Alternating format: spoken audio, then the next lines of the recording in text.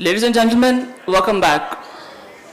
Now we are heading towards the sixth and last working session of the Center for International Strategic Studies International Conference on Emerging Technologies and Arms Control, Challenges and Opportunities, followed by an interactive session. For the moderation of this session, I would like to invite Dr. Asma Shakir Khaja to please join us on the stage.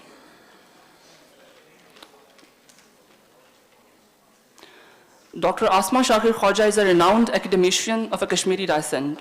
She is the founding executive director of the Center for International Strategic Studies, Azad Jammu and Kashmir.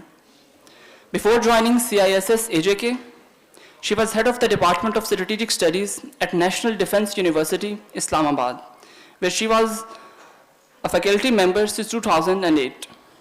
Dr. Asma was also selected for the Allama Iqbal Chair, Cambridge University in 2022.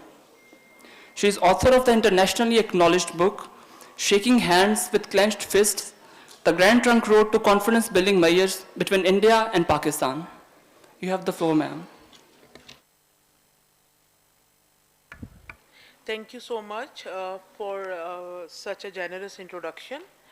First of all, I would like to invite our key panelists for this session. Let me find their names.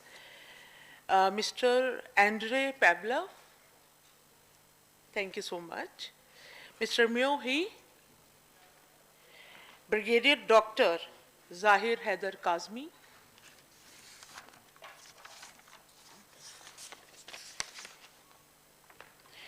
and Dr. Alamido Samuel. Is he online? Oh, nice.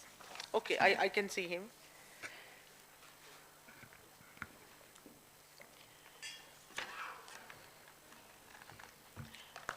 As you all know, that this session is of great importance, but I also realize that it is the last session of this intense, informative seminar, conference, and the conference which opened new avenues of knowledge and tried to fill various research gaps, the gaps among different perspectives among people working in this interesting field of strategic studies.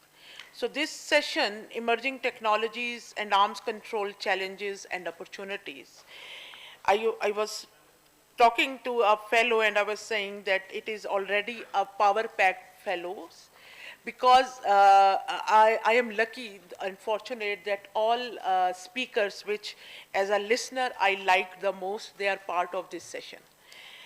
First of all, I would like to invite Professor Dr.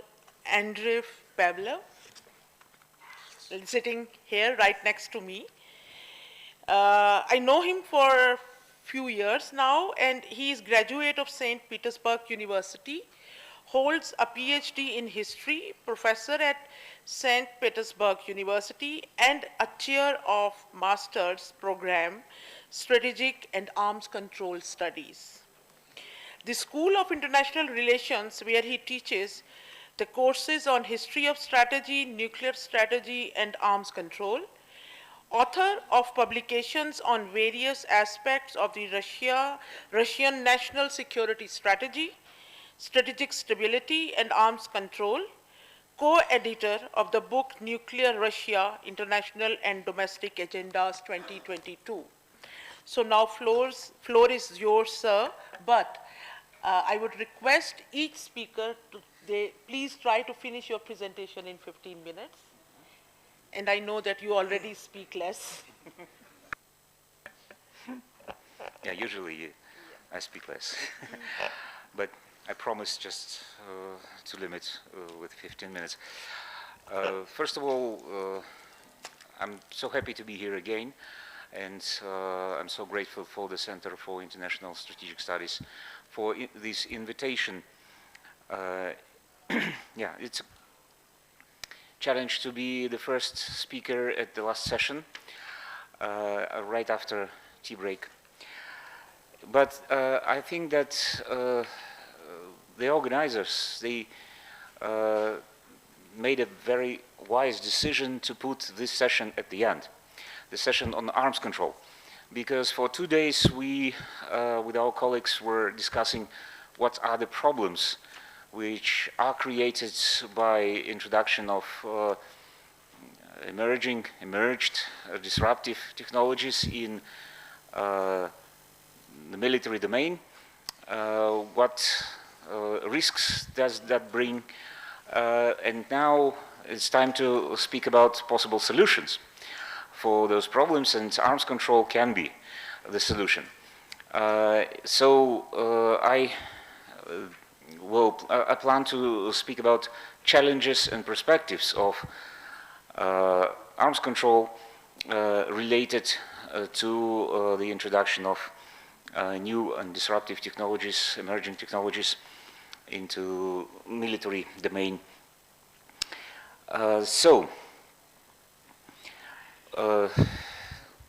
would like to start with the first challenge. I say distinguish two groups of challenges, first of all. The first one is related to clarity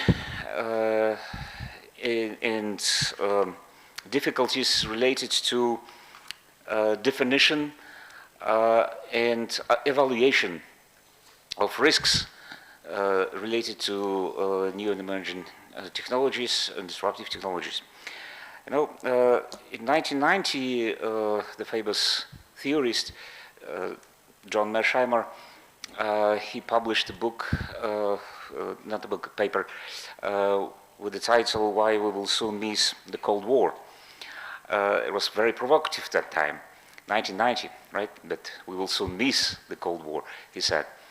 It was exactly because of his idea about Cold War as a very understandable, simple, clear structure in international affairs, which we will miss soon.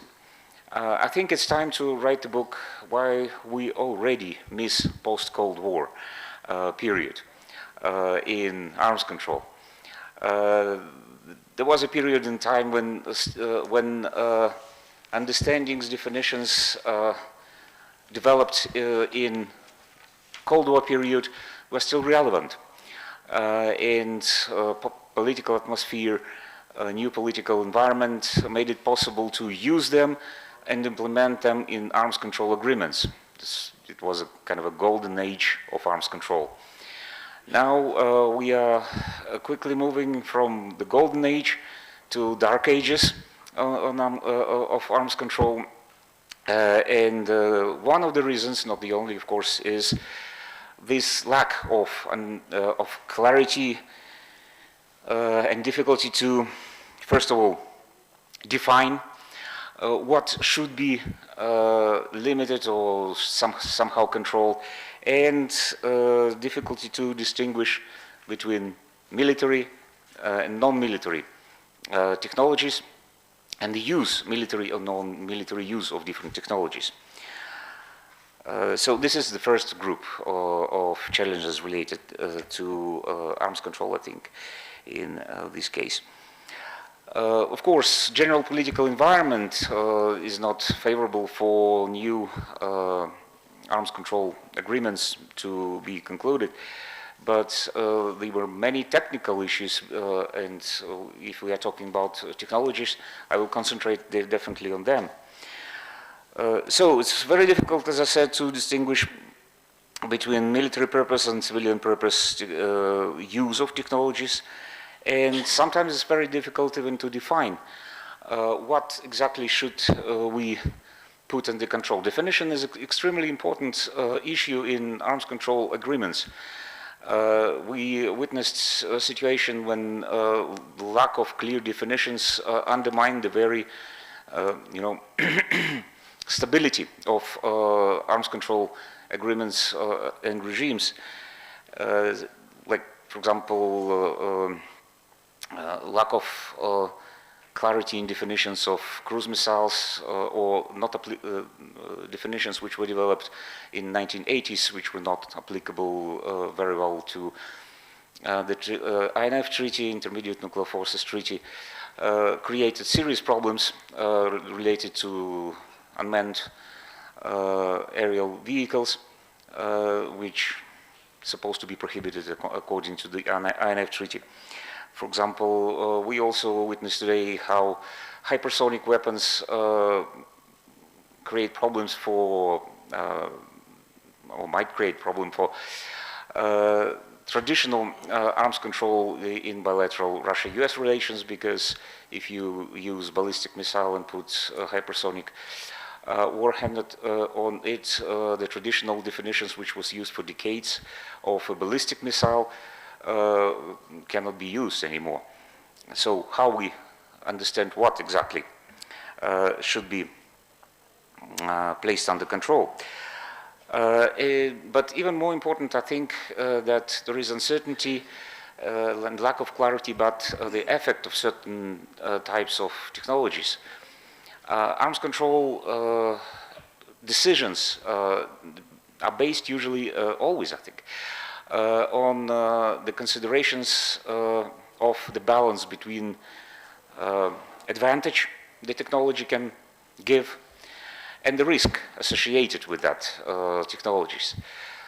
While today the technologies we were mentioning for 2 days so often, they clearly demonstrate that they can be used effectively and they can give advantage and leverage for the country which would use them and employ them.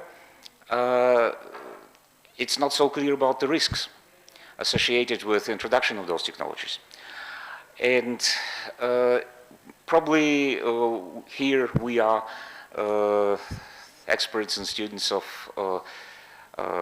strategic studies and arms control. We understand it, but it's not enough.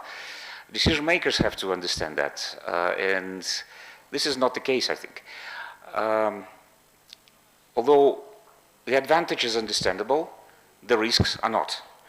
And that creates a situation when there is a lack of initiative, lack of appetite, I would say, to imposing some limitations, restrictions, whatever, on those technologies, which can give the countries some visible achievements and visible leverage in military domain, which is important extremely. Okay, so this lack of clarity and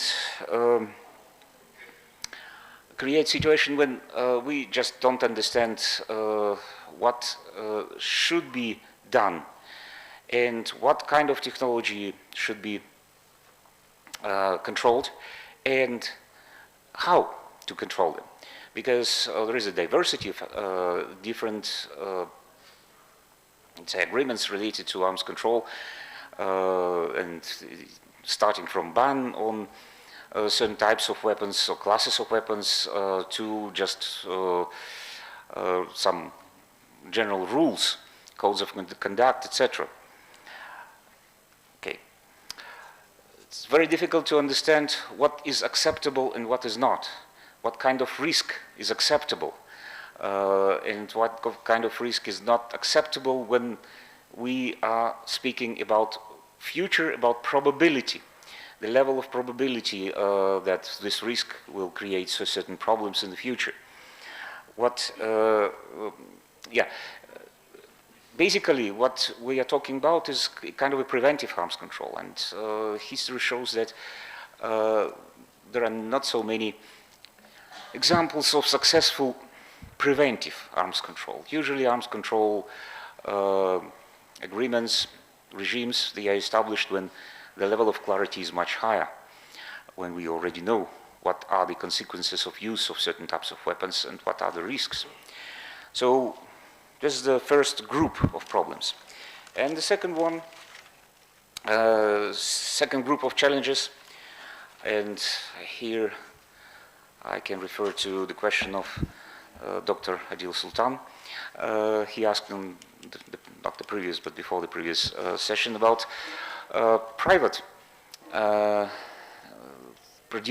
private developers of technologies and use of private owned technologies for military purposes.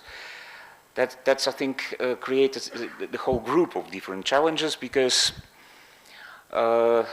we also see how, we can see how it happened with biological weapons convention regime, when this problem undermined the possibility to development of verification mechanism, because in the United States, and not only in the United States, private laboratories were used for development of certain biological technologies, and they were working for the government also, and it was almost impossible, or maybe just too difficult, to establish a verification mechanism related to that private companies. So if we are talking about new technologies which are developed mostly in private companies, or by private developers, how states could organize a verification regime and establish control over them. And now I think it's really a great problem. Probably you heard about the idea that, the most recent case, I think, that is just a kind of general idea, not a project, that new prospective ballistic missile defense system of the United States will use some private components for launch detection, etc. It's something really game-changing, I think. So, what are the prospects? Of course, in contemporary arms control regimes, there are attempts to take into account that technological development and adapt the regimes, adapt the rules, definitions to that new development. We know that in NPT regime, nuclear non-proliferation regime, there are extensive studies of new technologies and attempts to understand how they would influence the effectiveness of the regime. In Nuclear Suppliers Group, for example, we do that, Sanger Committee. In Organization for Prohibition of Chemical Weapons, there is a technical secretariat which works in that. In Biological Weapons Convention regime, for example, there are no organizations which do that, but they also understood the necessity to do that, so science and technology review process is on the way. Or we can also mention missile technology control regime, the meeting of technical experts who try to adapt the lists of technologies to be controlled. But traditional arms control diplomacy has limits in the adaptation of the existing regimes, because they adapt what was, they try to adapt something which was created long ago. When those technologies we are talking about today, and yesterday, we were talking yesterday, they did not exist, and even there were no like forecast that they will exist, right? So traditional arms control diplomacy is mostly government-centric, while here non-governmental entities have to be involved, and this is difficult. There were some attempts, but I wouldn't say that they were very much successful to involve non-governmental and specifically commercial private companies, but this is necessary today. Well, something positive at the end. I think that emerging technologies and new technologies and emerged technologies already, they can play some positive role, because they help to enhance the verification mechanisms. And we also witnessed that in the New START Treaty, for example, when some new technologies made it possible to greatly simplify the verification system in the New START treaty and make it more, say, without reducing the effectiveness. It became cheaper and became much more simple, etc. So that can be the positive side of this development, but great efforts are required to make that happen. Okay, I will stop here. 15 minutes. Yeah. Thank you for your attention.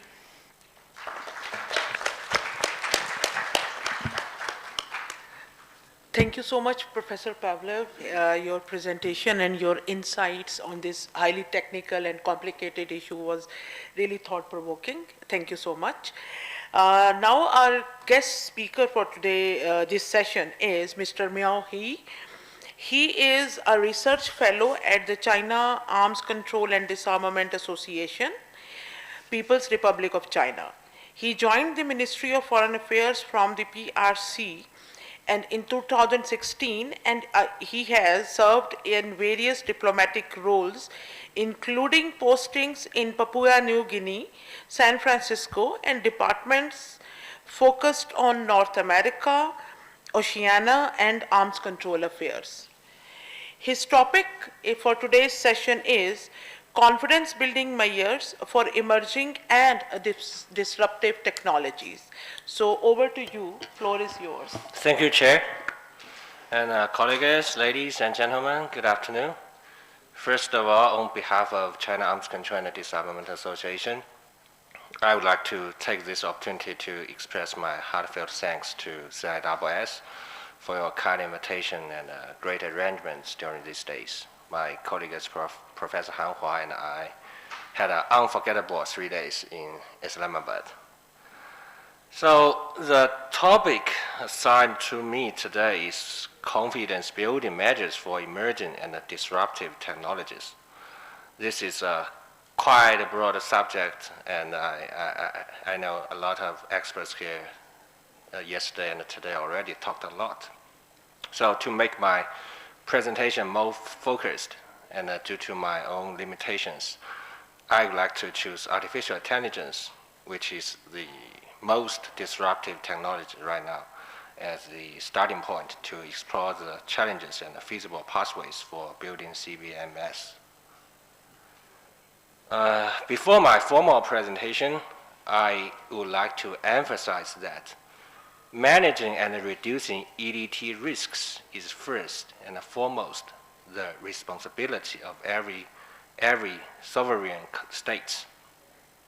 At the same time, due to the differences or gaps among countries in their understanding, development level, and the governance capacities of EDTs, when the international community builds CBMs for EDTS, it must first think about balancing the security concerns of all countries.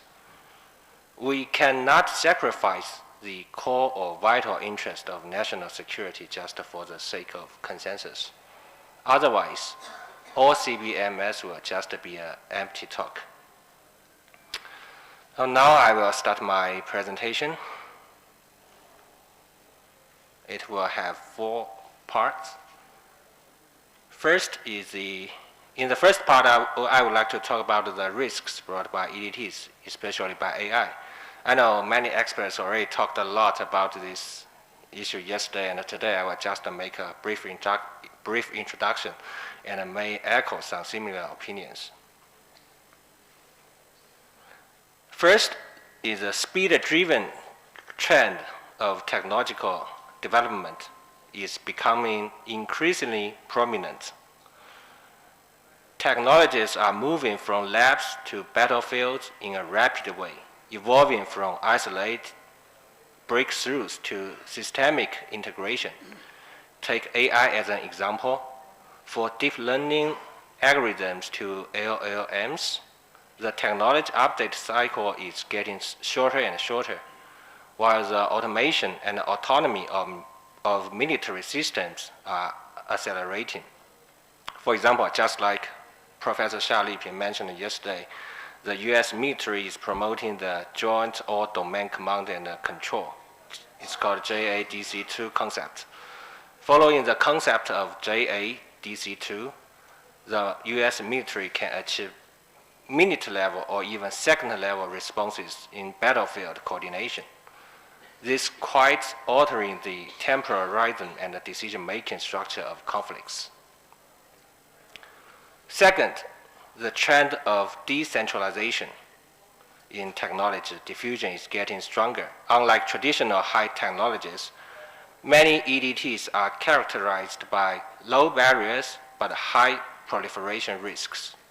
And the boundaries between civilian and military uses are not clear.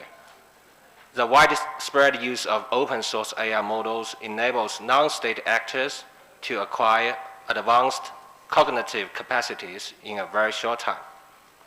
Meanwhile, the availability of commercial satellites and remote sensing data allows small states and even private organizations to process strategic level intelligence capacities. While this kind of technological democratization fosters innovation, it also significantly amplifies the uncertainty and unpredictability of conflicts. Third, strategic competition is shifting toward algorithmic dominance. Future strategic stability will depend not only on physical strike capacities, but also on information control, decision-making speed, and something else. EDTs like AI are becoming the new arena for major powers to compete in algorithmic superiority. Whoever can deconstruct or reconstruct complex battlefield scenarios through algorithms earlier is likely to gain an advantage in the potential conflicts. Fourth, security risks are becoming more systemic and uncontrollable. There is a complex coupling effect among EDTs. For instance, unmanned combat platforms supported by AI, when combined with cyber attacks or electronic warfare means, make complete information masking and substantive strikes in an extremely short time, which will trigger miscalculation and escalation. Similarly, the integration of quantum communication and AI command systems may create new risks of black box, which is difficult to verify externally and lacking explainability. And it may further eroding the transparency of the potential CBMS. Fifth, traditional arms control frameworks are increasingly outdated. The current international arms control and non-proliferation regime is still based on the mechanisms established after the Second World War, which assume that states are the sole actors. Technological changes are slow, and the verification mechanisms are feasible. But in the face of rapidly evolving, unverifiable, and cross-border new technologies, this logic doesn't work anymore. I have several questions here. How do we determine if AI algorithms follow the principle of responsible use? What is the standard of responsible use? How can we verify if a country uses AI to assist in nuclear decision making, since the NC3 system is quite confidential? Is that possible for us to come up with an AI military ethics guideline that are applicable globally, but also flexible enough? So therefore, the development of EDTs have evolved into a fundamental challenge to the stability of the global governance system. It will influence the direction of major power strategic competition and could be the crucial point between peace and conflict. This also poses unprecedented challenges to the CBMS we are discussing today. In the second part, I would like to talk about the existing international governance and the CBMS efforts for EDTS. In response to the challenges brought by EDTS, the international community has carried out many governance explorations under the framework of the United Nations. It has already formed some multilateral discussion mechanisms in the areas such as cyber, outer space, and AI. Under the framework of United Nations, mechanisms such as GGE and OEWG have provided critical platforms for building international consensus. For example, the OEWG has sustained a dialogue on information security, while the GGE has conducted preliminary discussions on AI military ethics. During this process, China has always been an active participant and contributes to the global EDT governance. In recent years, China has proposed initiatives such as Global AI Governance Initiative and the Global Data Security Initiative, emphasizing a governance philosophy of people-oriented, secure and controllable, and open and inclusive. In the military domain, China released the position paper on regulating military applications of AI, calling for strengthening the regulation of AI military applications and the building of a community with a shared future in the field of AI. In December last year, I know a lot of experts mentioned yesterday the consensus reached by Chinese President Xi Jinping and the former US President Biden in Lima. They have a consensus on maintaining human control over nuclear weapons. I think it serves as a notable example of CBMs, offering a useful reference for achieving similar global consensus.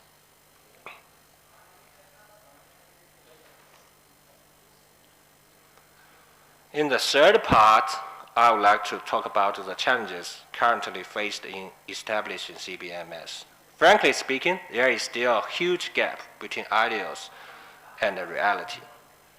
First, geopolitical competition are intensifying. EDTs have become focal points of major power strategic competition.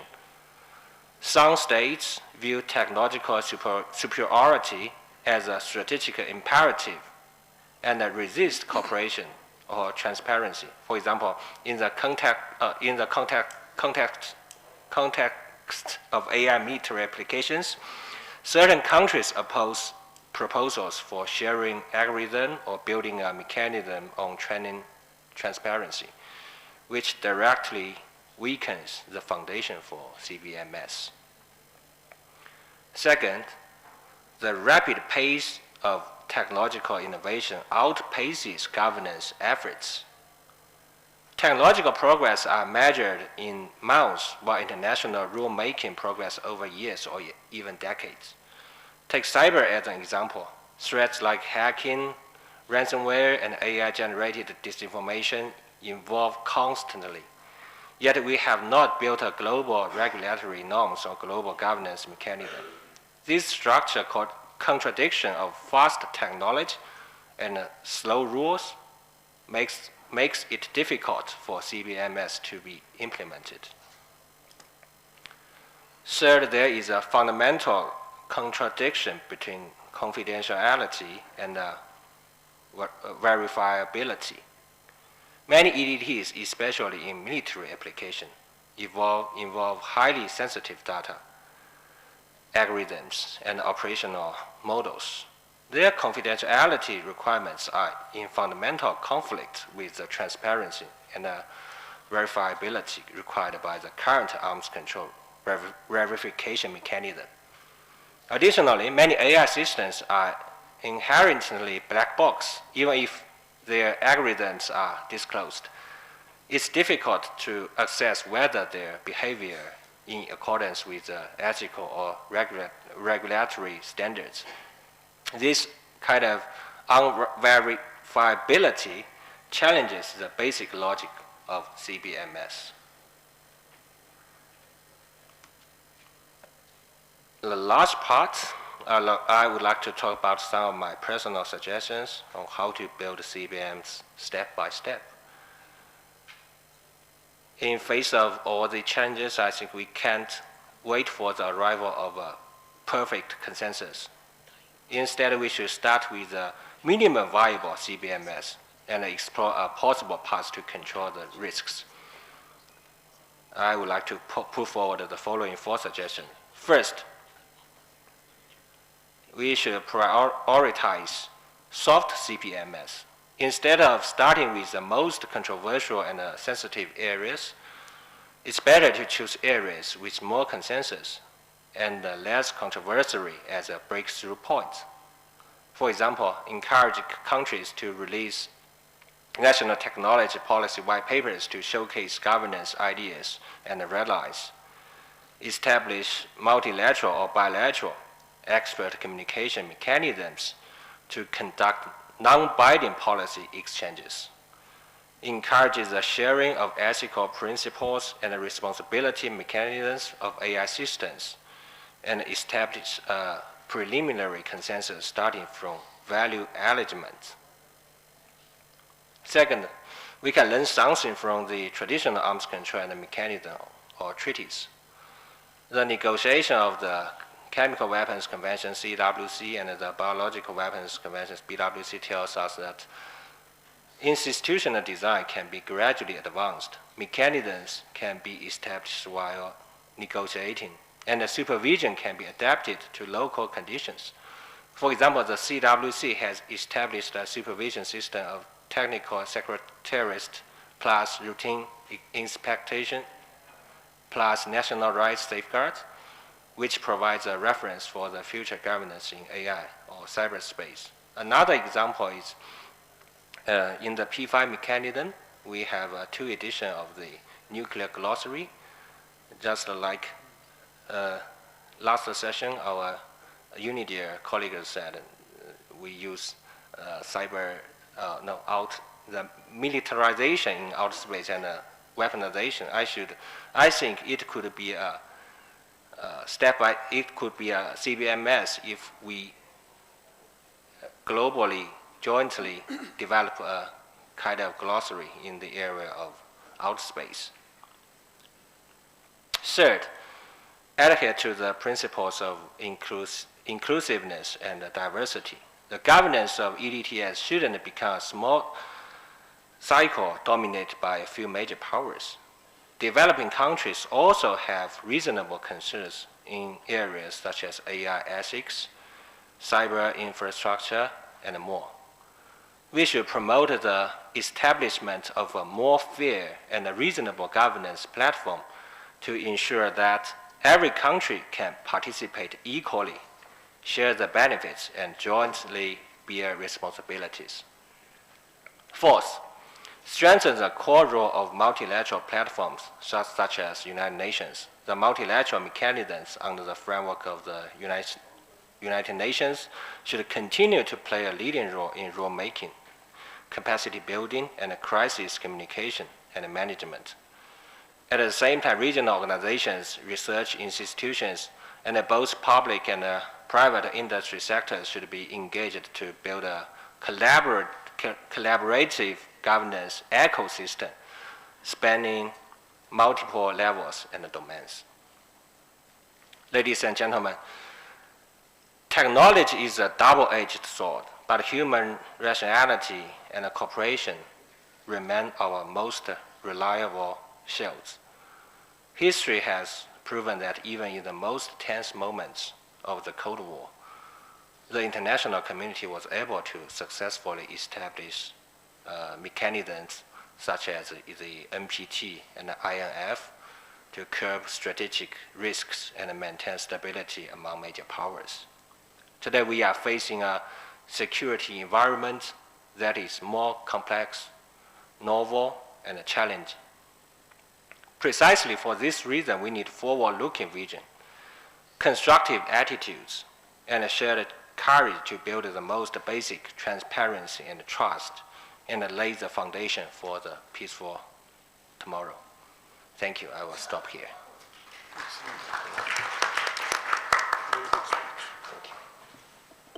Thank you so much, Mr. Miao Hui. I think the best part of this conference is the interesting mix of practitioners and professors. And I firmly believe that this is the only way with which we can come up with practicable, rational solutions to the existing problems in this affair of strategic studies. So, coming to our next speaker, Brigadier Dr. Zahir Haider Kazmi, retired. Brigadier Kazmi, a leading voice in Pakistan's strategic community. He currently serves as the Arms Control Advisor at the Strategic Plans Division. In last 15 years, he has played a significant, I would say rather pertinent role in shaping Pakistan's national positions on arms control and non-proliferation. A decorated officer, Brigadier Kazmi was one of the longest-serving brigadiers in the Pakistan Army, completing 10 years in the rank during a distinguished 36 years military career. He holds a PhD in American Studies from the best public university of Pakistan, Quaid-e-Azam University, with a research focus on US arms control policy and strategic stability in Indian Ocean region. Dr. Zahir Kazmi is also a visiting faculty member at premier institutions including the National Defense University, Islamabad, National University of Science and Technology, NUST, Islamabad, Air University, Piaz, Quaid-e-Azam University, St. Petersburg University in Russia, and several others.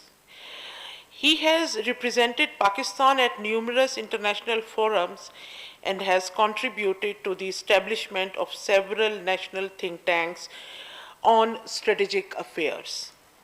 He is also former fellow of International Institute for Strategic Studies in London. Dr. Zahir Kazmi will speak on evolving international law on managing emerging and disruptive technologies. So, floor is yours. Thank you. Bismillah ar-Rahman ar-Rahim. Thank you, Chair. Ladies and gentlemen, Assalamu alaikum. In a conference in which we have been discussing the impact of emerging technologies on global order and deterrence, Ambassador Naqvi has given me the easiest part to talk about international law and autonomous weapons, preferably without putting you to sleep or starting a new war in this hall. But stay with me for the next 15 minutes. I promise it will be worth your while because the conduct of war is no longer just about humans and hardware. It is increasingly about the code. And unless international law catches up, the next war may be governed not by conscience, but algorithms. Let me take you through 5 quick segments from a unique vantage point. First, the shift in the character of warfare, then 6 legal and strategic risks we face, followed by 3 normative opportunities, what Pakistan brings to the table, and finally 4 practical propositions to help us govern these technologies. A quick word on the changing character of warfare from another angle. We often use the term emerging disruptive technologies or EDTs for developments like AI, autonomy, quantum computing, synthetic biology, and space systems. But many of those are no longer just emerging. Some have already entered military use and begun altering the operational doctrines. That's why I refer to them as emerging and disruptive military technologies or EDMTs. These are not just enhancements of traditional capabilities, they are enablers of a new mode of warfare. And in many ways, they are already outpacing the legal regimes meant to contain their misuse. But international law, especially the law of armed conflict or what we call as international humanitarian law, was built around human judgment. It expects a soldier to distinguish between combatants and civilians, avoid excessive harm, and take precautions before launching an attack. But how can an algorithm make these moral calls, even if some systems are now being designed to simulate empathy or interpret emotional cues. These remain approximations, valuable in civilian applications perhaps, but insufficient for ethical judgments in combat. And let's be clear, it isn't just a shift in tools, it's a rupture in the legal and moral fabric that governs war. Let me outline 6 legal and strategic risks that demand urgent attention, and pardon me for a bit of overlap with my colleague and friend, Mr. Miao, but I think some things are worth repeating. First, the delegation of lethal decision-making. When autonomous weapons select and engage targets without human oversight, accountability vanishes. This is the most fundamental ethical concern. Second, the nuclear AI convergence. This is an escalation nightmare. AI can compress decision timelines, it can misread intent. Together, they make nuclear deterrence dangerously brittle. Third, asymmetric diffusion. AI-enhanced drones, deepfakes, cyber weapons, once the tools of major powers, are now accessible to the weak states and non-state actors. This shatters old power balances and creates new threats. Fourth, the dual-use opacity. The same technology that powers hospitals or airport security can now be used for surveillance or even lethal targeting. Take facial recognition, for instance. It can help a doctor diagnose a patient or assist an army in selecting a target. Same code, different consequences. And international law is struggling to catch up with all this. Fifth, the verification vacuum. Many of these systems are built on deep learning black boxes, as he was mentioning. Even their designers often don't fully understand how or why they make these decisions. Now think of Article 36 of Additional Protocol 1 of the Geneva Protocol adopted in 1977. It requires every new weapon system to be reviewed for compliance with the international humanitarian law. But how do you legally review a system you don't fully understand? It's like approving a weapon without knowing what triggers it or who might be its target. That's why developing countries in Global South urgently need to build technical and legal review capacity side by side. Sixth is the strategic decoupling.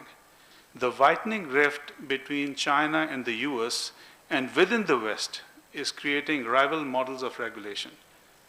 It's splitting the world not just in regulating access to technology, but in the rules that govern it.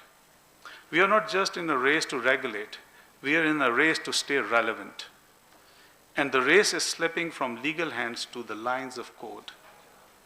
This decoupling risk is locking countries into opposing regulatory blocks, where the laws of war begin to mirror great power rivalry more than global consensus. Ladies and gentlemen, law must lead, not because it always prevails, but because without it, we are left with a void. And in this void lies risk, miscalculation, and impunity. Even imperfect law is better than no law at all. Let me offer 3 principles that can shape how we govern emerging disruptive technologies. First, we must anchor restraint in law and ethics. International humanitarian law must be reaffirmed, especially the Martens Clause and the principle of meaningful human control. The Martens Clause, born in 1899 Hague Convention, reminds us that even where no specific treaty exists, the principles of humanity and public conscience still apply. In legal gray zones, humanity remains the compass. And it's not just states raising concern. Humanitarian voices like ICRC have drawn a clear line, delegating lethal decisions to machine across a moral red line. Civil society coalitions like Stop Killer Robots and forums like UNIDER are urging us to act before it's the algorithms writing the rules of war. Second principle, we must treat precedent as both power and caution. We have done this before, and it was mentioned a bit earlier that in 1995, the Convention on Certain Conventional Weapons, CCW, its Protocol 4 banned blinding laser weapons before they were ever used in combat. That was law anticipating misuse. Although the Biological Weapon Convention lacks strong verification, as was mentioned earlier, it has stood firm for over 50 years because it enshrined an ethical consensus that states still respect. These examples show that law doesn't have to wait for a catastrophe. It can lead if the politics allow. But today, consensus is fractured, great power divides are widening, and that's why we need to start where progress is still possible, through soft law, transparency frameworks, and regional arrangements that can gradually evolve into hard law. Third principle, we must let soft law pave the way. Declarations, voluntary moratoria, national reviews, these are not shortcuts, these are strategic footholds. In a world where hard treaties are stuck, soft law shapes behavior, builds trust, and clarifies the red lines. It's not idealism, it's legal realism in a world where innovation races ahead and diplomacy struggles to keep pace. But let's be clear, soft law is not a ceiling, it's the floor, a starting point, so to say, and a necessary step while we build pressure for enforceable rules.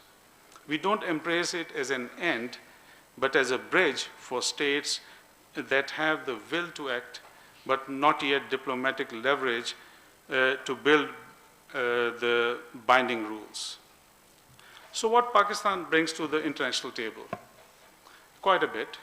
Islamabad has consistently positioned itself on the side of ethical clarity and legal responsibility in the global debates.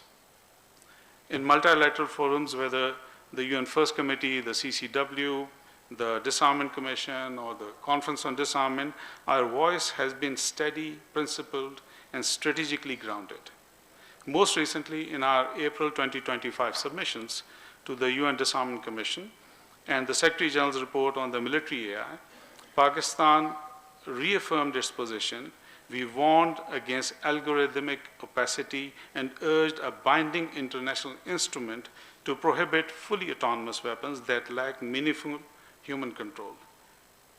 So here's what we consistently said, 4 things. We oppose the development and deployment of fully autonomous weapon systems that operate without human control. We support legally binding international rules and progressive codification of humanitarian law. We defend the right to peaceful use of dual-use technologies, and we demand equity and inclusivity in shaping international norms, not just for ourselves, but for the global South. These are not just legal positions, they are reflections of strategic foresight. And now the time has come to move from principled advocacy to proactive leadership, to help shape the global conversation and to cement Pakistan's role as a constructive, future-focused state. In that spirit, I'll offer 4 proposals on how Pakistan, or for that matter, any country, can lead at home, in the region, and on the global stage. These aren't rigid blueprints, they are realistic starting points, practical steps to help close the widening gap between emerging technologies and global governance. A disclaimer is in order. These are not government policy, these are my views. First, a model protocol on military AI and lethal autonomous weapon systems. Pakistan, together with like-minded states, could propose a model protocol to do 4 things. Prohibit the development and use of fully autonomous systems that violate international humanitarian law. Codify meaningful human control as a non-negotiable legal requirement. Clarify accountability across the entire life cycle of these systems, from design and deployment to their use. and regulate those systems that comply with international humanitarian law, but only under strict spatial and temporal conditions. This would send a clear signal: we are not against innovation, but we won't compromise on legality or human dignity. Second, Pakistan could propose a global legal observatory, perhaps under UN auspices as a normative hub, not an enforcement agency. It could track global level developments and state practice, support capacity building and national legal reviews, and issue advisory opinions, especially to assist global South states in interpreting complex legal challenges. Think of it as an IAEA or OPCW of emerging disruptive military technologies supporting clarity, not control. Third, we need regional restraint mechanisms. Pakistan could lead the way with the South Asian Code of Conduct on Military AI, designed to prevent misperception and avoid unintended escalation. It could include a regional instrument to prevent the deployment of fully autonomous systems in crisis zones, commitments to retain human in the loop, and voluntary transparency protocols to build trust and stabilize deterrence in South Asia. This would replace global agreements.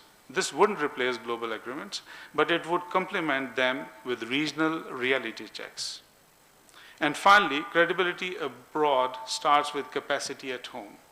Pakistan may institutionalize legal reviews under Article 36 of Additional Protocol 1 to the Geneva Convention of 1949, build legal technical teams led by Ministry of Foreign Affairs, and partner with top-tier universities like Artificial Intelligence Technology Center, AI Tech, at the National Center for Physics of Kaiser University, or PF Center for AI and Computing, etc.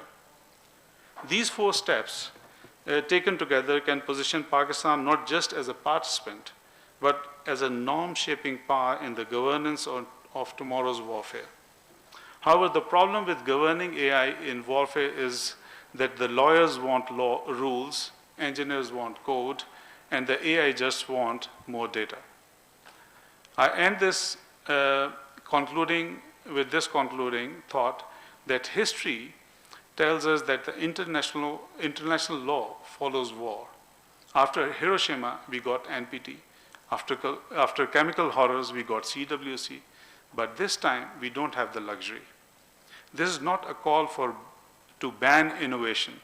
It is a call to govern it.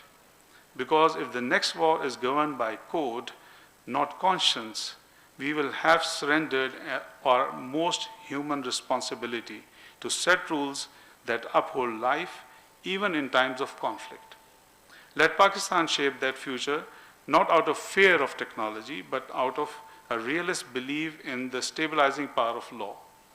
And let's ensure the rules we write are not just imposed, but co-authored by South as much as North, by technologists as much as the legal scholars, by those who have been long left out of the drafting table. Thank you.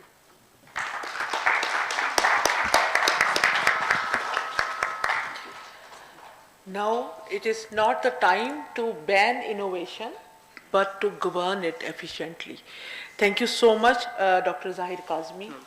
I'll take this sentence home because it has stuck to my mind.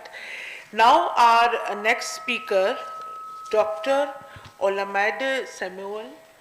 It is indeed a pleasure to invite him to speak, and I'm so glad that a perspective from Africa is part of today's academic discourse.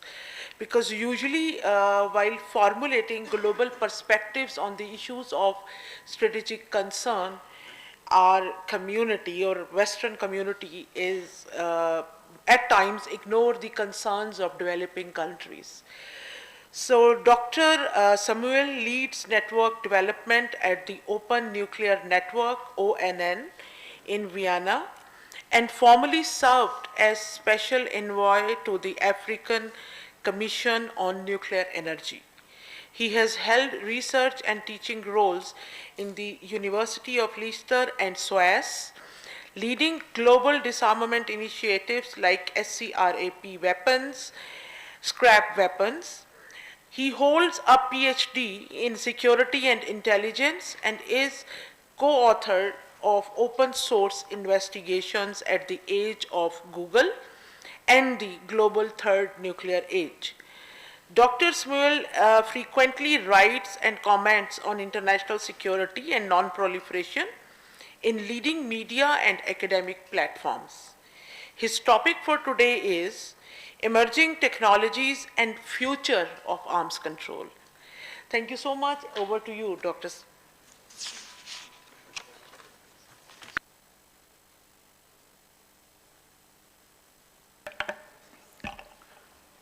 Thank you so much for that very generous introduction, and thank you to CISS for inviting me and for letting me experience the hospitality of Islamabad.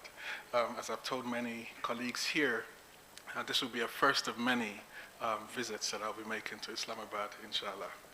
So today I'll be offering reflections on emerging technologies and the future of nuclear arms control in South Asia. And the reason I say I'll be offering reflections, and the reason you probably saw me typing copiously on stage, is because I am synthesizing most of the perspectives that have been offered here to be able to offer an applied set of recommendations that will be useful for this sub-region. And so today my presentation will be divided into two parts. So the first part will look at nuclear risk reduction options on the table, and the second part would actually zoom out to contextualize Pakistan's role in the global nuclear order. And so let's paint the picture of the region. India and Pakistan's nuclear deterrence equation is getting into a perilous new stage. Long-standing issues, territorial disputes, asymmetric warfare, domestic political pressures continue to strain relations.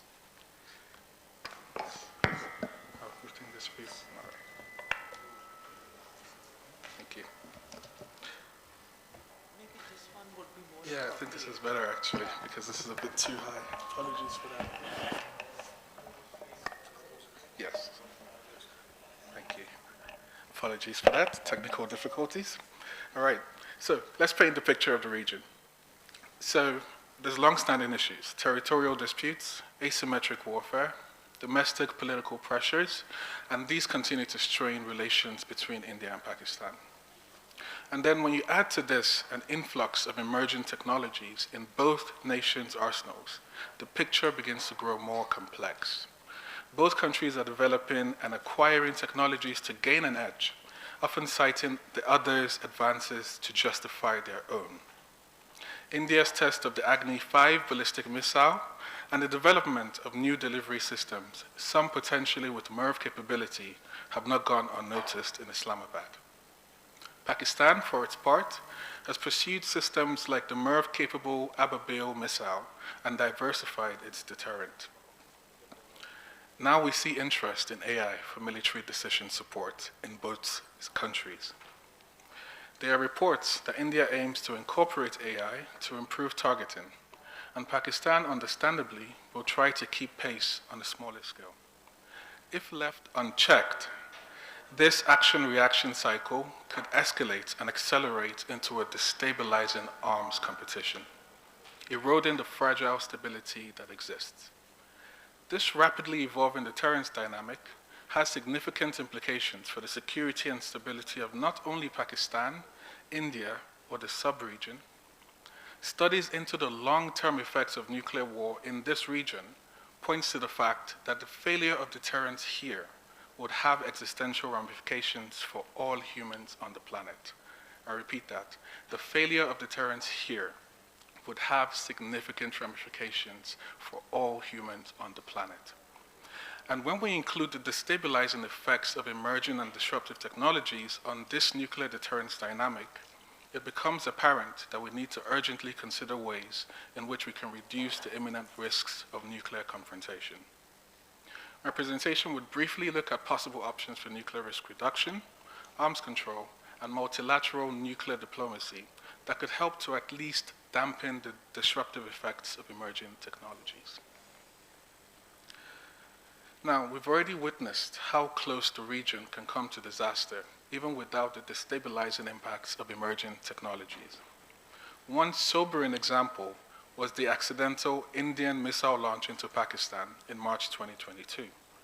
During routine maintenance, a BrahMos cruise missile was accidentally fired and landed into Pakistani territory. Thankfully, the missile was unarmed and it caused no casualties. Islamabad exercised commendable restraint, despite initial alarm and justifiable anger. Pakistan's leadership held back from rash retaliation. They assessed the situation, determined it was likely an accident, and limited their response to diplomatic protest. However, consider what might have happened under slightly different circumstances. Say the missile struck a more sensitive target or caused casualties. This episode highlighted a gap in crisis communication. India did not use the military hotline to notify Pakistan immediately, leading to a dangerous ambiguity for critical hours. We were fortunate that this incident ended calmly. It was a stark warning that miscommunication or technical malfunctions in a nuclear environment can have grave consequences. Now, imagine similar incidents in a future environment cluttered with AI-driven intelligence alerts or possible cyber interference. Would a decision maker, inundated with perhaps misleading automated warnings, have as much clarity? Would an incident be recognized as such, or could it be mistaken for a preemptive strike? The risks in South Asia are exacerbated by the proximity and hair-trigger readiness of nuclear forces. Flight times of missiles here are only minutes across the border, and there is very little margin for error or hesitation. Compounding these risks is the patchy record of India-Pakistan confidence-building measures. For example, both countries agreed to pre-notify each other of ballistic missile tests. This is a valuable measure, but notably, it doesn't cover cruise missiles or hypersonic tests. That gap continues to loom after the 2022 incident. There is also a long-standing agreement to annually exchange lists of nuclear facilities and not attack those sites, which is a reassuring commitment. However, many other CBMs have stalled. Dr. Naeem Salik yesterday pointed to the fact that India is reluctant to even talk to Pakistan, and regular meetings of the Joint Committee on Nuclear Confidence Building Measures stipulated by earlier accords have not been sustained. Each crisis that passes without disaster can breed a false sense of confidence. A complacency here is dangerous. In reality, every close call, from the 1999 Kargil incident to the 2019 Balakot crisis, has underscored how quickly things can go wrong. And the unfortunate truth is that today, there is still minimal direct communication between India and Pakistani leadership. Misperceptions run rampant, and trust is at rock bottom. And the problem is, it is precisely when political relations are poor that risk reduction measures are most needed, to at least prevent an accident or a misinterpretation from sparking an unintended war. And so, my recommendations. With the above in mind, let me offer a set of constructive and probably diplomatically sensitive recommendations for risk reduction in South Asia. The first will be to strengthen and modernize communication channels. And this is an urgent measure to improve real-time communication to manage crises. This means not only ensuring existing hotlines are active and reliable, it also means updating them for today's needs. For example, with the established Director General of Military Operations Hotline, the two sites could establish a secure line specifically for nuclear and high-tech emergencies. In the event of an incident like 2022, it would be a way to have a direct link to clarify facts. And it is alarming that during the BrahMos incident, as I pointed out before, hours passed without clarification.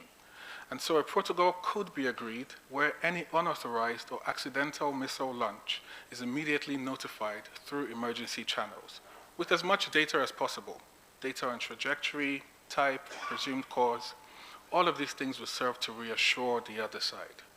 Even a dedicated red phone between the two national command authorities could be considered, perhaps mediated or facilitated by a neutral party, to be used if nuclear risks emerge in a crisis.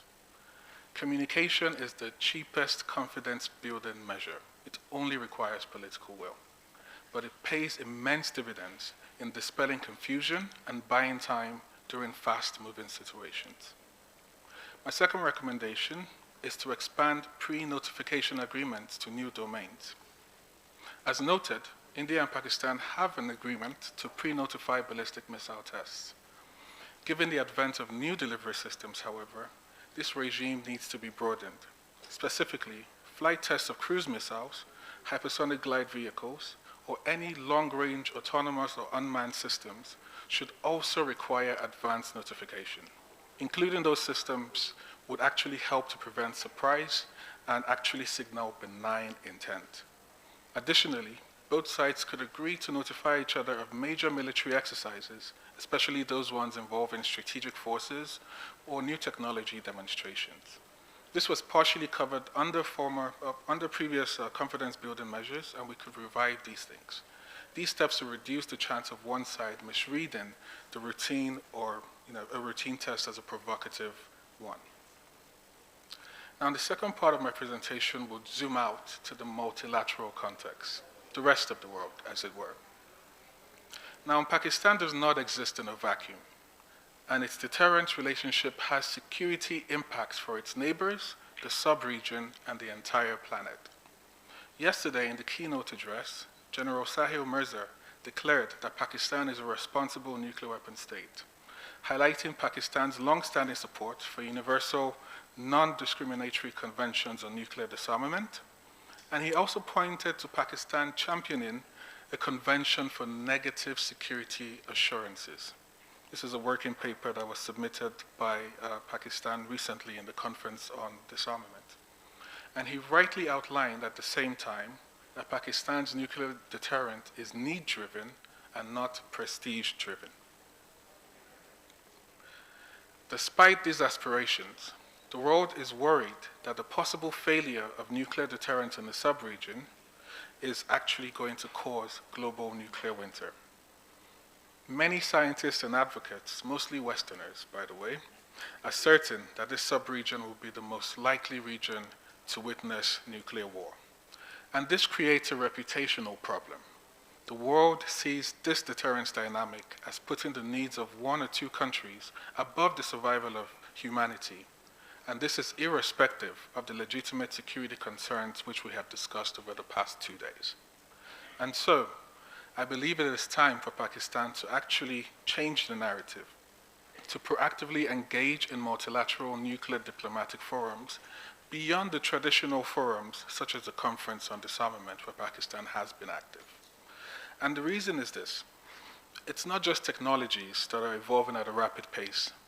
Multilateral legal mechanisms are also evolving in ways that leverage emerging scientific knowledge and in ways that could affect the future of nuclear deterrence. As part of his presentation today, Professor Pavlov explained how the knowledge of the consequences of the use of weapons is actually important for arms control. The advent of new scientific and technical capabilities means that we are able to discover the true effects of nuclear war in ways that would impact the current practice of nuclear deterrence. The last time the UN mandated a study on the impacts of nuclear war was in 1988, and that was 37 years ago. In the past 37 years, we have made significant advancements in computing, climate modeling, and environmental science in ways which allow for higher resolution simulations of atmospheric effects, such as those caused by soot and dust following nuclear detonations, to better simulate the cascading impacts of nuclear conflict.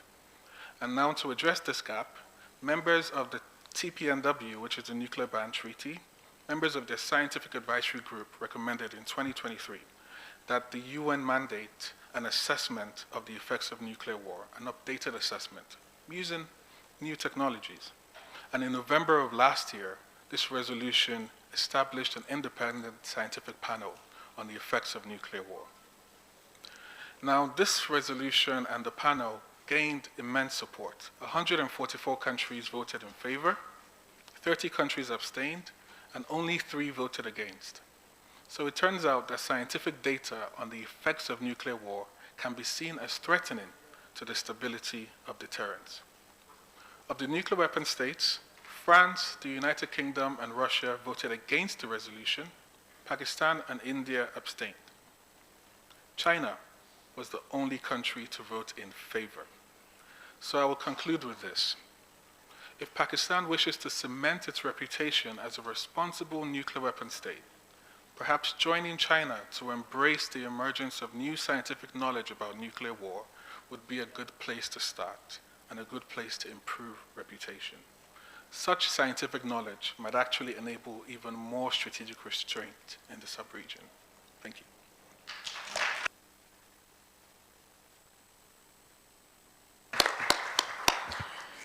A limited nuclear war between Pakistan and India would not only bring famine, but it would have strategic impact on international security calculus.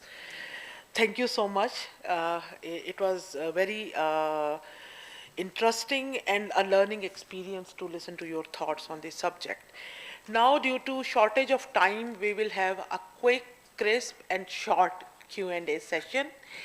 Kindly raise your hands, and I would try to give chance to the youngsters. Peter, we consider you as youngster as well. So, and foreigners, because they traveled long distance to participate in this conference. But I will take a cluster of 4 questions, and then our speakers can answer, can have quick answers to their question. So first of all, the lady in the front. Yes, Anam? Iniko.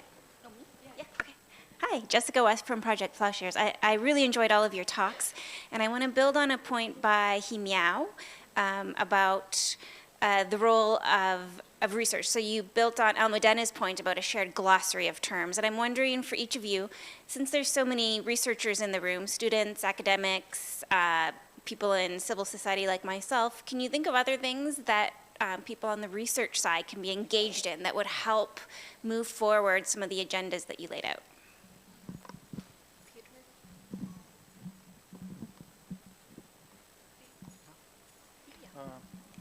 Thank you so much. My question is for Dr. Zahir Kazmi. Thank you so much for your presentation. You completed with the proposal of banning fully autonomous systems as one of possible ideas we should discuss. Could you please add some details how verification could look like in that case? Because, of course, we have machines with software, and the most challenging question for me, now we can see that many countries develop systems that can operate in both modes, with pilots and without pilots, as a fully autonomous, as a design for future machines. So it's not just very far from here when we have. Even in the case of Ukrainian conflict, we could see usage of armored machines in autonomous way. So how it possible, as example, how it possible to deal with this case to verify full ban of autonomous systems? Thank you so much.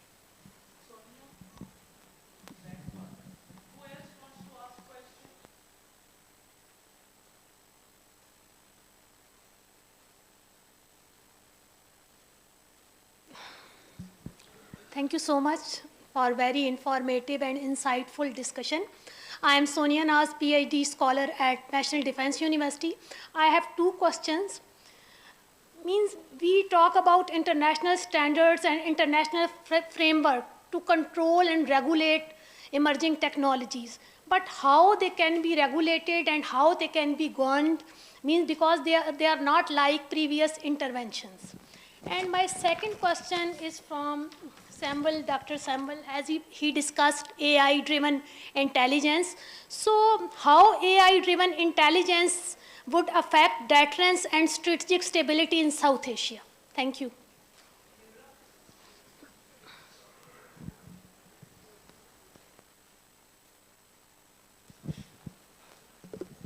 Thank you. This is Nimra, Research Officer from CISS AJK.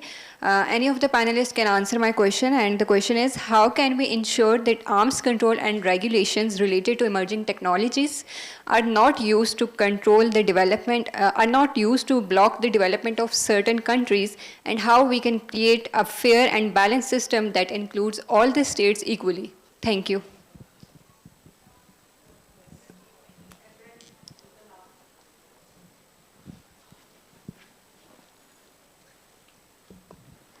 Thank you very much, ma'am. It was indeed a very insightful and much useful session. I guess it has summed up a lot of the debate. I'm Mohsen Azhar Shah. I am a lecturer at the Department of Strategic Studies, National Defense University, and a PhD candidate at Faculty of Aerospace and Strategic Studies, Air University. So a couple of brief remarks. Dr. Pavlov mentioned that there lies a lack of clarity as a hindrance in development of the normative frameworks. I slightly beg to differ here that maybe it's the lack of will. Maybe, because it's more, if there is a will, where there is a will, there's a way, it's a common anecdote. So, secondly, we have witnessed Mr. Miao and Dr. Kazmi has very thoroughly established that what are the gaps that may hinder the development of normative arrangements, which may include return of geopolitics and the issues where we may go for strategic decoupling. So these are some of the frameworks that we should look for, and the arrangements should begin with the soft law.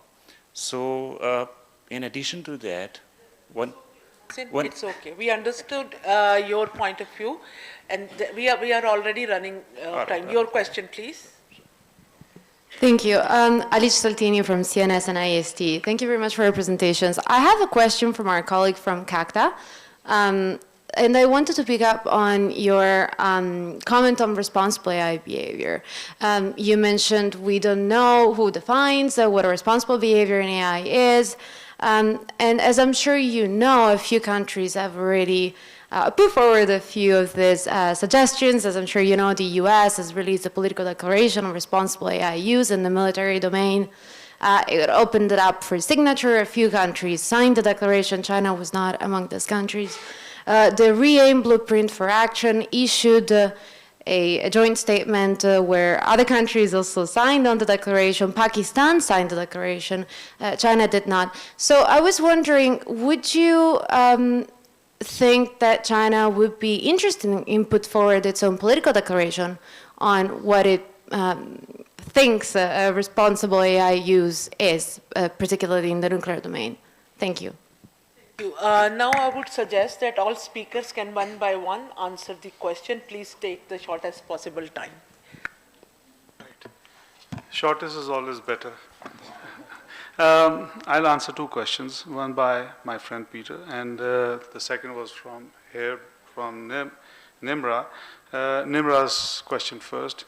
She asked that how can we, in terms of arms control and emerging technologies, can we have a fair and balanced system of access to these technologies? Short answer, what Thucydides said thousands of years ago. Strong will do what they can and weak will suffer what they must. So as far as fair and balanced system is concerned, you can continue to pine for it. It's a good ideal, but I think in the type of world that we live, it is everyone for itself, and you have to develop these technologies yourself, no matter how long the curve. That's the short answer to your question. The second question was about verification of lethal autonomous weapon systems. I think we are not there yet, especially once we are not even, we don't look in the eye as far as the definitions of such systems and basic definitions are concerned. So if you don't have a definition, how would you do that? That's one. The second is that the history tells us, if you take up any type of weapon systems, particularly the weapons of mass destruction, that once the states are on a developmental curve, and they have not reached the plateau, and they have not absorbed these systems in their military use, they would never go for arms control. So you do arms control or you go for verification mechanisms once either from the position of strength or from the position of parity or balance. None of these exist. Thank you. Okay, I received several questions. First is a glossary. Yes, I think there are a lot of institutions or think tanks engaged in the glossary. For the P5 session, the nuclear glossary, and especially in other areas for AI. As far as I know, the Tsinghua University has a joint program with Princeton in the US. They are jointly develop a glossary on AI. And the CACTA is also coordinate with NTI from the US. We are trying to develop a glossary on on biosecurity. So if possible, so we encourage India to, maybe we can involve more institutions or think tanks to join this part. Maybe we can develop it from track 2 and to track 1. We can give some suggestions. And maybe the governments can adopt the outcomes. And regarding the AI, responsible AI, right? So just a quick response that I think the guideline for China is AI for good. The red line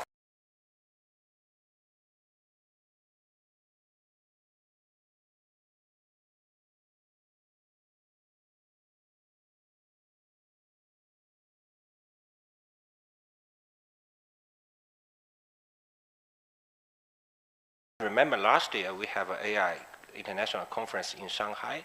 Our Premier Li Qiang attended, and we released some document. You can find it on the website of the Ministry of Foreign Affairs. And this year we may hold another meeting, maybe in summer in Shanghai.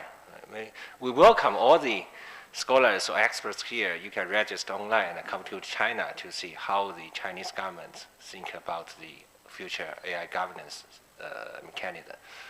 This all my own opinions. I can't represent the government. Thank you.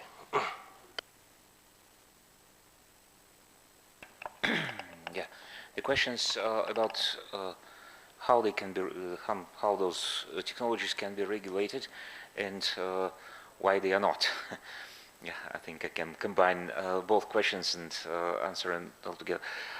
First of all, I believe that there is the need to understand that they have to be regulated, and what exactly have to be regulated. And I agree that the biggest problem is that there is no will, not enough will at least, to do that. But in my presentation, I didn't take that lack of political will, because you know, the topic is technology and challenges for arms control related to technology. Definitely, first of all, political will is required for any arms control decisions, regimes, anything. Political will is the starting point. And I believe that if there is a political will, then experts, specific technical experts, they know how to do the job, and they can figure out, I think, how to regulate it. That's the question. Answer to the second question. We think that today is something absolutely exceptional, but in history, you know, there were periods of time when it seemed the same way, but they finally found out how to regulate something. It seemed impossible in 1960s to you know, establish bilateral arms control regime in Soviet Union and the US because of so many technical obstacles, and they finally managed to do that. So if there is political will, yeah, experts, specialists, if they are ordered, or if they are just allowed to do that, I think they can figure out. And this is also the question how I think we can influence that. I'm a university professor. I believe in education. It's a long-term project, yes. And of course, the result will not be visible in the nearest future, but still, you know, both Russian presidents graduated from my university and the School of Law. You know, so sometimes they were students. I mean, both Putin and Medvedev, who were presidents in the 21st century.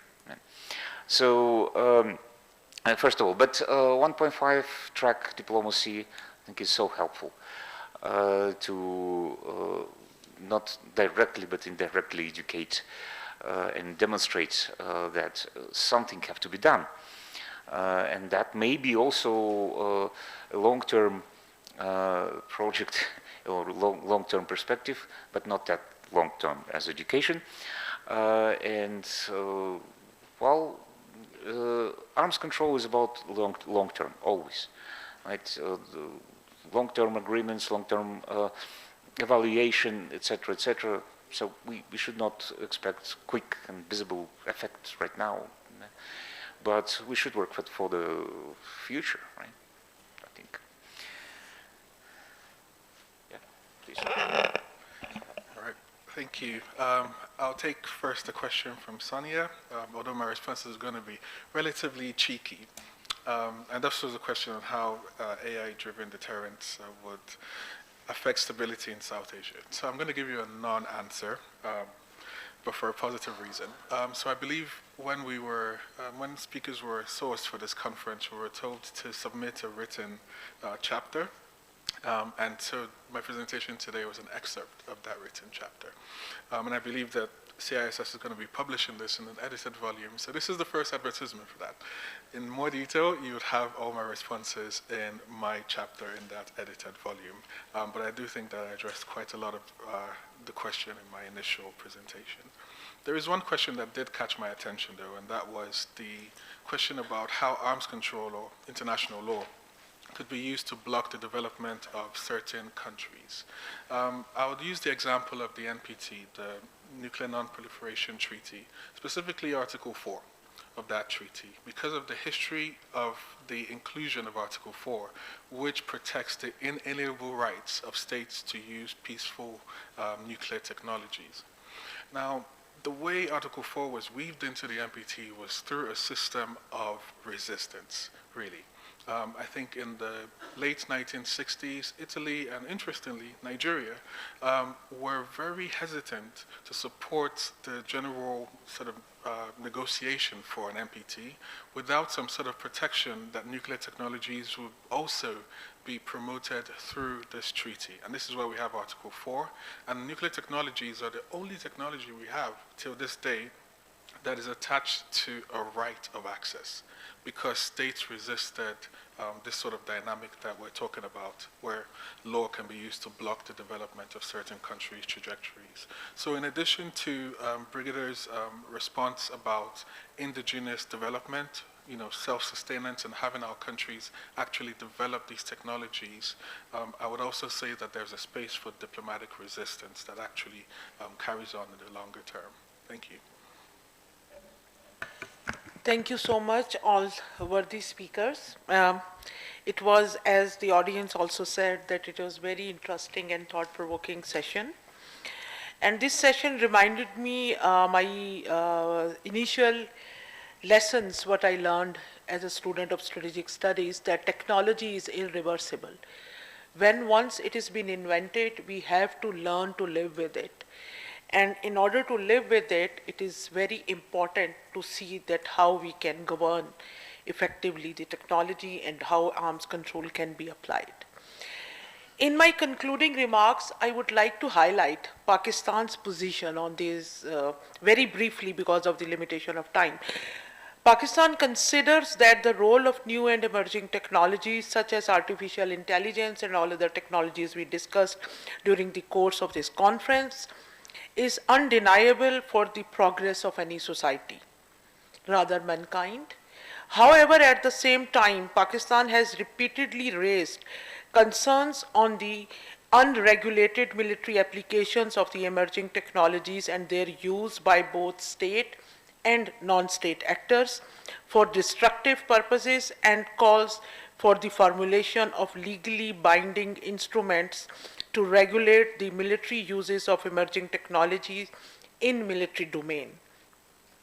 Despite advocating the formulation of global regulatory mechanism, Pakistan also calls for fair and equitable access to new and emerging technologies for all the developing countries, and contends that if undue restrictions on access to the new and emerging technologies are not removed, developing countries are likely to remain even further behind given the widespread applications of these technologies for the socio-economic development and achievements of SDGs as well. Why arms control matters in the era of emerging technology? This is an important question. And as our worthy speakers rightly pointed out, that technological disruption is outpacing regulations. AI, autonomous weapons, hypersonic missiles, and cyber capabilities are transforming warfare faster than arms control's framework can adapt. So this slow process of adapting, innovating arms control frameworks is one of the impediments that we are till to date unable to govern the technological innovations effectively.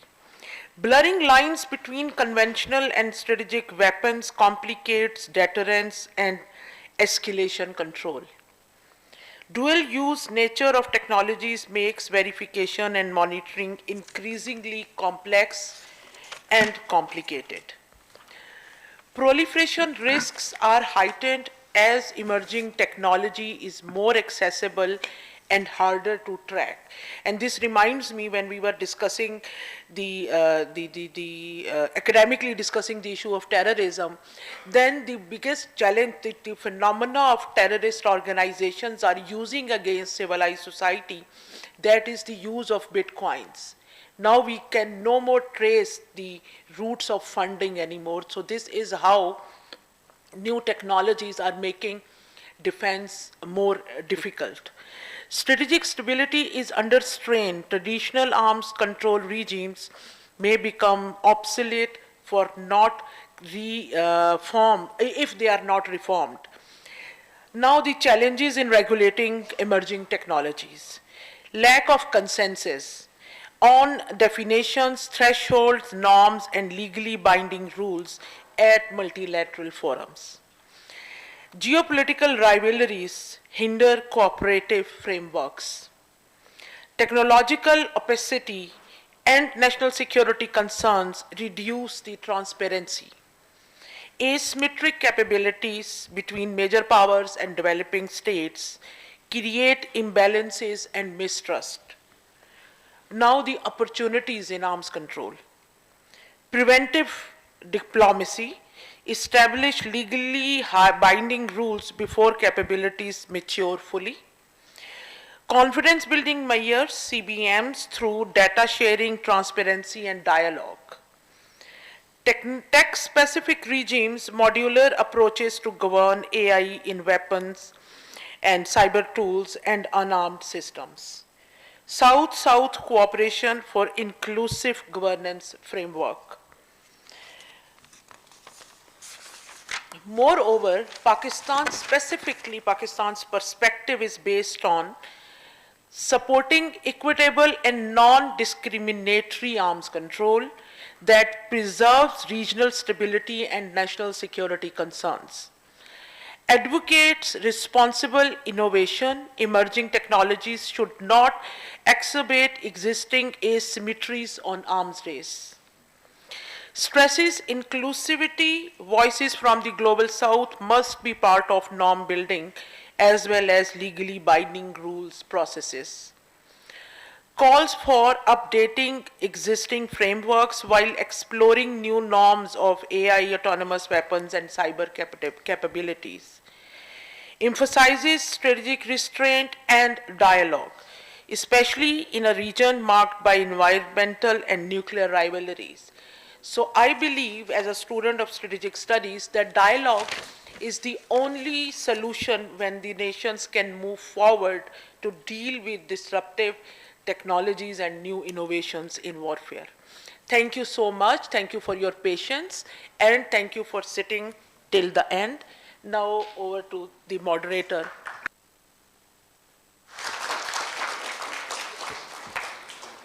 Thank you, esteemed speakers, and the moderator for a wonderful discussion despite having stringent time constraints. Ladies and gentlemen, now I would like to invite Executive Director, Center for International Strategic Studies, Ambassador Alisa Naqvi, to please come forward and present souvenirs and participating shields to the distinguished speakers and the moderator.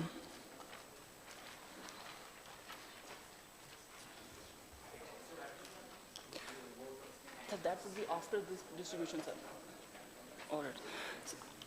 Ambassador Naqvi now would deliver his vote of thanks to the speakers and all the participants.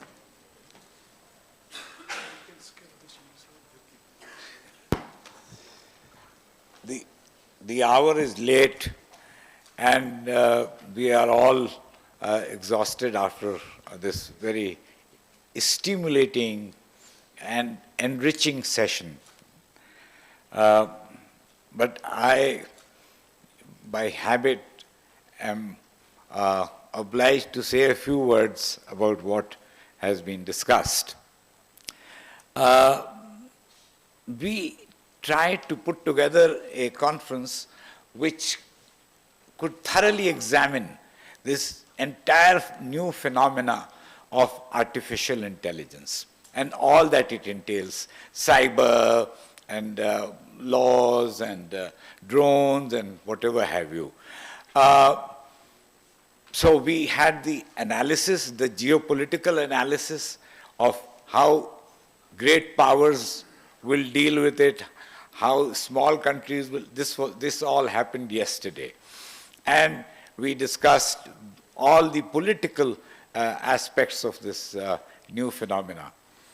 And I said in my opening remarks that this is another Oppenheimer moment, in the sense that when the nuclear weapon, the nuclear bomb was born, the scientists of the Manhattan Project wrote a letter to President Roosevelt to say that we can either use the destructive or go towards the destructive use of this capability, or use it for peaceful purposes. That was for the nuclear capability. Today, again, we are now dealing, not today, but in this day and age, we are dealing with artificial intelligence, and we have to deal with it. So this afternoon's session, and I'll skip the earlier ones because we have discussed it enough. This afternoon's session was extremely interesting because it is actually a positive conclusion that we have drawn. Dr. Kazmi's analysis of the possibilities in terms of developing a framework from soft law to working towards more concrete recommendations or formulations is sign of hope. It holds out promise for what we can do. And Dr. He Miao's analysis was extremely useful in this regard.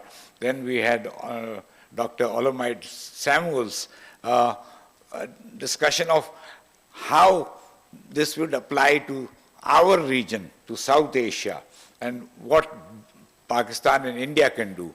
So, and then, Professor Pavlov's analysis again was extremely interesting to hear and very informative.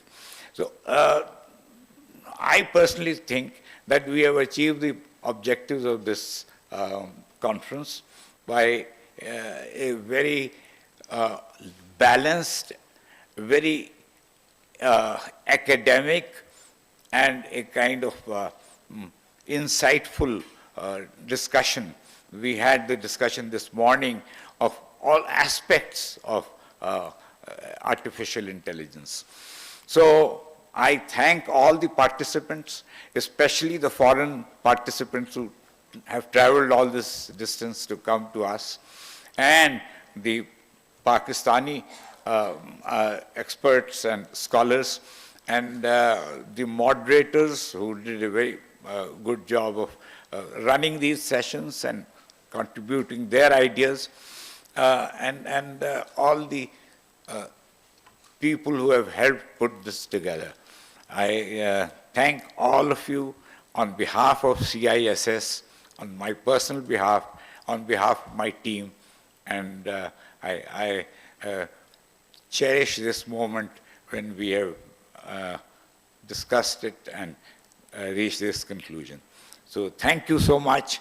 It's very kind, and look forward to being in touch with you in times to come. Thank you.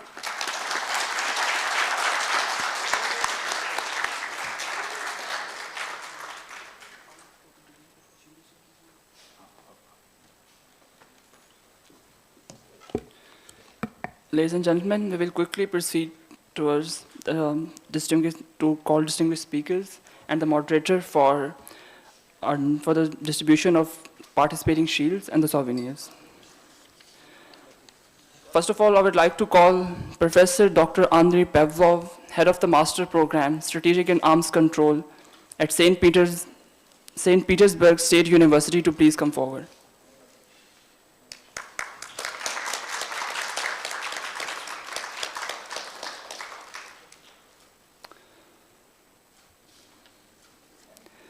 Mr. He Miao, Research Fellow at China Arms Control and Disarmament Association.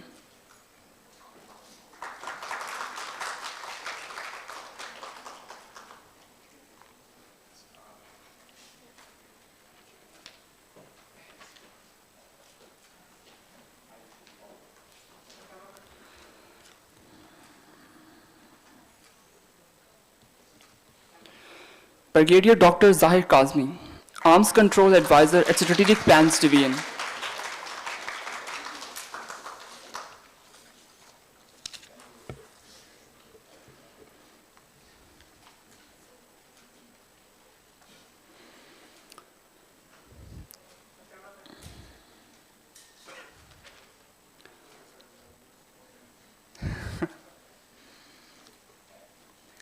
Dr. Almeida Samuel, Network Specialist at Open Nuclear Network.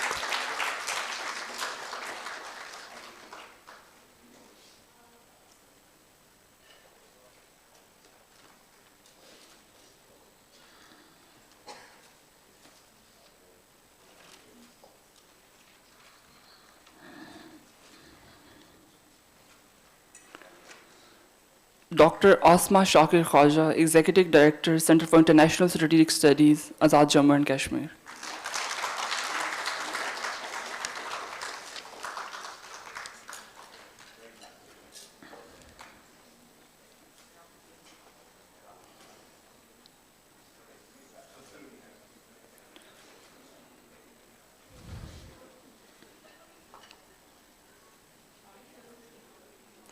Ladies and gentlemen, this marks the end of the two-day Center for International Strategic Studies International Conference on the impact of emerging technologies on nuclear deterrence. On behalf of CISS, I thank our respected moderators, session speakers, and all the participants for their worthy participation in the conference. Allah Hafiz, and have a good evening.